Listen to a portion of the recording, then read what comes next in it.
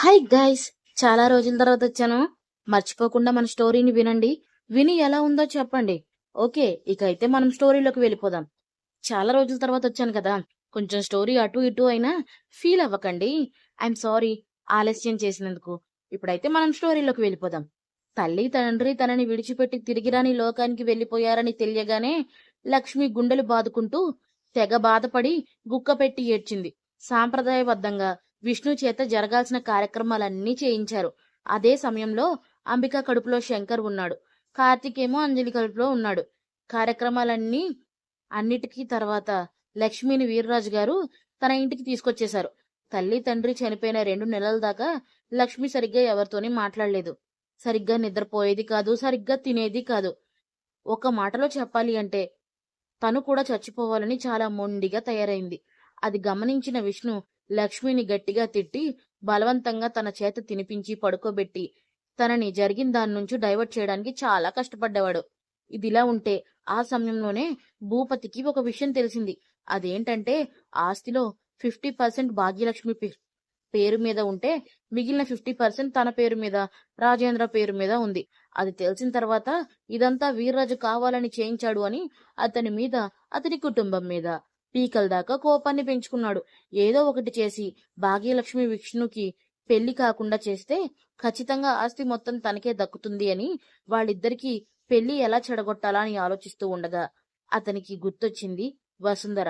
వసుంధరని తన పనికి వాడుకోవాలని బలంగా ఫిక్స్ అయ్యి అనుకున్నదే తడువుగా వసుంధరని కలిసి నేను చెప్పిన పని చేస్తే విష్ణు నిన్ను ఖచ్చితంగా పెళ్లి చేసుకుంటాడు అని నమ్మబలికాడు. అప్పటికే విష్ణు తనకి దూరమైపోతున్నాడు అన్న బాధలో ఉన్న వసుంధర కన్ను మిన్ను ఆలోచించకుండా ఏం చెయ్యాలి అని ఆత్రంగా అడిగింది. భూపతి వసుంధరకి ఒక పొట్లం ఇచ్చి విష్ణు ఒంటరిగా గదిలో ఉన్నప్పుడు పాలలో ఇది కలిపి విష్ణుకి ఇచ్చి తనతో పాటు నువ్వుంటే ఆ తర్వాత అందరూ కలిసి మీ పెళ్లి చేస్తారు అని చెప్పాడు. భూపతి చెప్పింది నేను చేస్తున్నది తప్పు కాదు అని ఆలోచన కూడా లేకుండా అలాగే చేస్తాను అని సంతోషంగా చెప్పి పొట్లం పట్టుకుని ఇంటికి వెళ్ళిపోయింది వసుంధర. ఆ టైంలోనే అంబికాకి నొప్పులు రావడంతో తనని హాస్పిటల్కి తీసుకువెళ్లారు. కానీ బ్యాడ్ టైం. అంబికాకి హై బీపీ ఎక్కువ కావడం వల్ల శంకర్కి ప్రాణం పోసి తన ప్రాణాలు విడిచింది.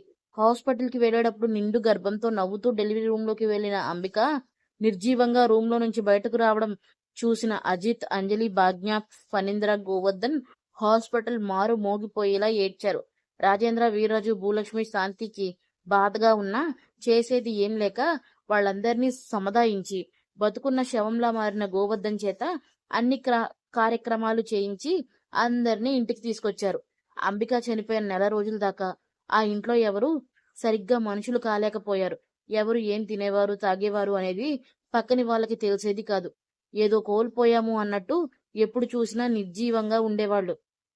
వీర్రాజు, రాజేంద్ర కుటుంబం అలా అయిపోవడం చూసిన అమ్మవారి ఆలయ ప్రథమ ధర్మకర్త పూజారి అయిన వెంకటాచారి గారు ఇంటికి వచ్చి మరి వీర్రాజు గారితో పెద్దవాళ్ళైన మీరే ఇలా ఉంటే మీ పిల్లలు ఇంకెంత బాధపడతారో ఒకసారి ఆలోచించండి.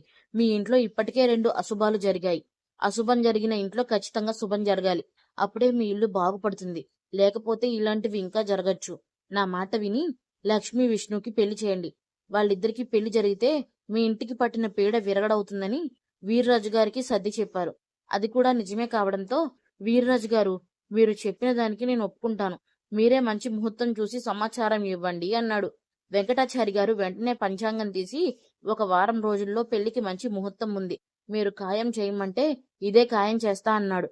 వీర్రాజు అదే ఖాయం చేయండి అని ఎంత వీలుంటే అంత తొందరగా వాళ్ళిద్దరికి పెళ్లి చేసేయాలని అదే ముహూర్తాన్ని వెంకటాచారి గారితో పెట్టించారు. వెంకటాచారి గారు ముహూర్తం పెట్టి అలా వెళ్ళగానే పెళ్లి పనులన్నీ మొదలు పెట్టారు. విష్ణు, లక్ష్మి, గోవర్ధన్ గురించి ఆలోచించి ఇప్పుడు అప్పుడే పెళ్లి వద్దని చెప్పినా వీర్రాజు, భూలక్ష్మి గారు వాళ్ల మాటలు వినకుండా పెళ్లి పనులు మొదలుపెట్టి ఎవరూ కలవ చేసుకోకుండానే పెళ్లి పనులన్నీ ఆయన దగ్గరుండి చూసుకుంటున్నారు.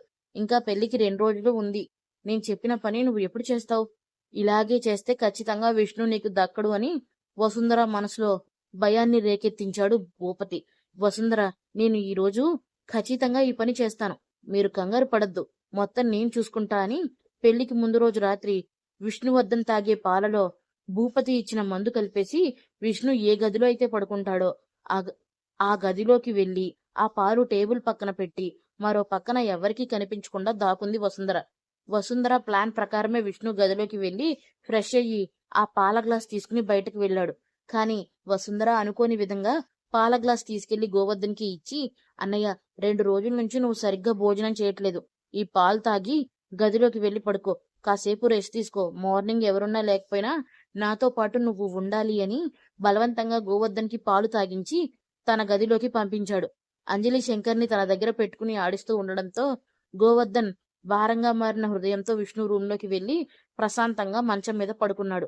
అజిత్, విష్ణు ఉదయాన్నే మొత్తం ముహూర్తం కాబట్టి మండపం దగ్గర పనులు చూసుకోవడానికి మనుషులు తక్కువ మంది ఉండడంతో అక్కడికి వెళ్లిపోయారు పని చేయడానికి.